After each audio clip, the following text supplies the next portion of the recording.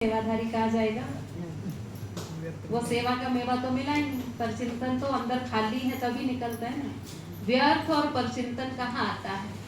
जहाँ हमारा मन और दिमाग खाली है। जब हम सेवा कर रहे हैं तो बाबा ने कहा उस समय आपके अंदर शक्ति भरती है, सामर्थ्य आता है, ताकत भरता है बाबा सेवा कार्यों में। और ताकत बाबा ने ये तो भरी नहीं होगी कि तुम जाकर के उसकी बात उसको करो, ये तो नहीं भरी होगी ना। ये तो ताकत नहीं भरी होगी कि सवेरे तुम्हारा अमृत वेला मिस हो जाए। ये तो ताकत भरी नहीं होगी कि मुरली में अलबेलापन आ जाए। ऐसी ताकत भरता है क्या बाबा? नहीं भरता ना। बाबा कौन सी ताकत भरता है? सेवा करते हैं तो ऐसी ताकत आती है, पता ही नहीं चलता अमृत वेले कैसे नींद खुल गई, पता ही नहीं चलता कि मुरली कैसी अंदर छमछम टप टप टपकने लगी, कैसे मुरली के सारे पॉइंट याद रह गए। कई माताएं बोलती ना हम अनपढ़ हैं, हमें मुरली याद नहीं रहती है। किसी को लिया दिया 100-200 रुपया याद रहता है ना? रहता है या नहीं रहता? आपके पोते को किसी ने कुछ कहा या उसको अच्छी नजर से नहीं देखा या उसको पीछे करके अपने को आगे किया, ये याद रहता है या नहीं रहता? अड़ोसी पड़ोसी की बातें याद रहती है या नहीं रहती? सब रहता है ना। एक बाबा की ही बातें याद क्यों नहीं रहती? देखो, बाबा मेरी माँ भी है, बाबा मेरा बाप भी है, टीचर भी है, सतगुरु भी है, सखा भी है, सखी भी है, फ्रेंड भी है। तो मुरली क्या है? बाबा मेरे साथ बातें कर रहा है, बातें ही तो कर रहा है ना बाबा। फिर हम बाबा की बातें भूल जाते हैं, लेकिन पड़ोसन ने जो बैठ के बातें करी वो नहीं भूलते हैं। तो इसका मतलब क्या है कि पड़ोसी का महत्व ज्यादा है, यहाँ हमारे देहधारियों का महत्व ज्यादा है कि उसकी बात हम नहीं भूल पा रहे। बाबा का महत्व कम है, जो सुनते ही भूल गए, सुनते ही भूल गए। बाबा की तो सारी बातें याद रहना चाहिए। क्यों? क्योंकि बाबा हमारा क्या है? क्या है? जान है ना।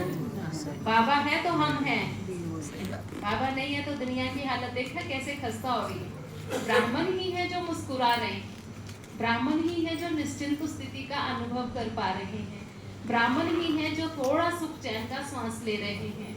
बाहर दुनिया में तो सुख चैन का श्वास नहीं है। इसलिए हमें हर पल बाबा का आभार, हर पल बाबा का थैंक यू, हर पल बाबा का शुक्रिया, हर छोटी बात में बाबा का शुक्रिया। जैसे इस मेरे आँख खुली, थैंक यू बाबा आपने मुझे उठाया, गुड मॉर्निंग। फिर पैर नीचे रखो, मुंह हाथ धो, फिर बाबा के आगे बैठ जाओ। आ जाओ बाबा, अब बैठ करके हम बातें करते हैं। चलो बाबा, जैसा आप सुनाओगे, जो आप कराओगे, जैसा कराओगे, मैं आपका सेवक आपके लिए तैयार हूँ। मेरा उठते ही एक संकल्प लेता है। जैसे हमारे घर में अभी कंस्ट्रक्शन चल रही है बाबा के घर में, तो लेबर आती है रोज, तो एक व्यक्ति हमने मुकर्रर किया हुआ है कि वो लेबर पर आंख रखे। ये सब काम कर रहे हैं, कोई खाली तो नहीं है, क्योंकि शाम को सबको पैसा देना है। और अगर जो मुकर्रर किया हुआ व्यक्ति लेबर को कुछ कहेगा ही नहीं, लेबर बैठ के स्मोकिंग करे या बैठ के चाय में घंटा लगा दे या बाहर बैठ जाए या वैसे ही बैठ के ऐसे ऐसे करे, और वो मुकर्रर किया हुआ व्यक्ति उसको कुछ कहे नहीं, तो लेबर को तो पैसा लेना ही है ना, लेना ही है या नहीं लेना? तो ऐसे ही सवेरे उठ करके मैं बाबा के आगे बैठती हूँ। बाबा तेरी लेबर आ गई, मैं सारा दिन आपके लिए उपस्थित हूँ, जितना काम लो वो आपके ऊपर है, नहीं लो वो भी आपके ऊपर है, मैं खड़ी हूँ। तो जिम्मेवारी किस पे आ जाएगी? बाबा। खाली रहूंगी तो भी बाबा को देना तो है, क्योंकि बाबा को क्या कहा था?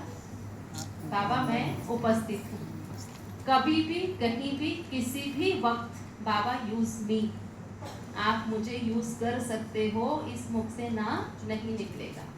तो आप यकीन नहीं मानेंगे, बाबा पता नहीं कहाँ कहाँ यूज करता है, सोचा ही नहीं होता। और फिर जब हम ऐसे प्रतिदिन बाबा के आगे खड़े रहते हैं और बाबा हमें कभी भी यूज कर सकता है, तो क्या हम बाबा को यूज नहीं कर सकते? कर सकते हैं, नहीं कर सकते? एक अनुभव है छोटा सा, बचपन से ही बाबा के घर यहाँ आ रही हूँ। मैं भी 82 में आना यहाँ शुरू किया था, बहुत छोटे से थे। तो आते आते आते आते ये घर पे पूरा अधिकार सा, कभी भी कहीं भी किसी के भी वक्त हंस खेल के किसी के साथ भी निकल जाते, क्योंकि अपना परिवार है। तो एक बार ऐसा हुआ, बड़े होने के बाद ऐसा लगा जैसे दादी से हम दूर हो गए, परिवार बढ़ गया ना, तो दादी से हम दूर हो गए हैं। फिर भी हर साल मंच पर भाषण करना, कभी किसी विंग में तो कभी किसी विंग में।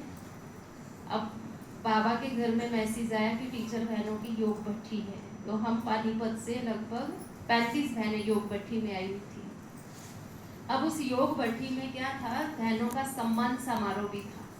तो सम्मान समारोह में मेरा नाम दादी ने सजेस्ट किया कि मंच पर बैठेंगे। अब 35-30 जितनी भी हम पानीपत की बहनें थी उसमें से एक मेरा नाम था कि ये स्टेज पर बैठेगी। अब मेरा 5 दिन का मौन था, मुझे कुछ पता नहीं। हमारी बड़ी दीदी सरला दीदी हैं, जोन इंचार्ज है, वो सब जोन इंचार्ज, तो उन्होंने कहा कि ज्योति बहन को बुलाओ।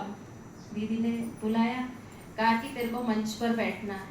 तो मैंने ऐसे ही इशारा कर दिया क्योंकि मौन था, बोलना तो था ही नहीं मुझे। तो बहनों की आपस में डिस्कशन चली। क्या डिस्कशन चली, ये तो हर साल आती है मंच में, तो ये बैठती रहती है। अगर ये इस बार किसी और बहन को मौका दे दे तो क्या है, इसका क्या जाता है। लेकिन मेरे को कोई नहीं कह रहा, आपस में चर्चा। तो एक ने हिम्मत करके कही, पता है बहनें आपस में क्या बातें कर रही है। मैंने कहा क्या कर रही है। कहते ये तो हर साल यहाँ स्टेज पे भाषण करती है, इसके लिए मधुबन की स्टेज क्या बड़ी बात है। वो फलानी बहन को कभी नहीं बैठी मधुबन की स्टेज पे, ना कभी योग कराने ना भाषण कराने, तो उसको बैठा दे। तो मैंने कहा ठीक है, ऐसे ही बोला कि बैठ जाए। फिर सरला दीदी के पास सारे इकट्ठे हुए। फिर सरला दीदी ने कहा देखो अच्छा तो नहीं लग रहा, पर ज्योति बहन ये वाली बहन स्टेज पर बैठ जाए,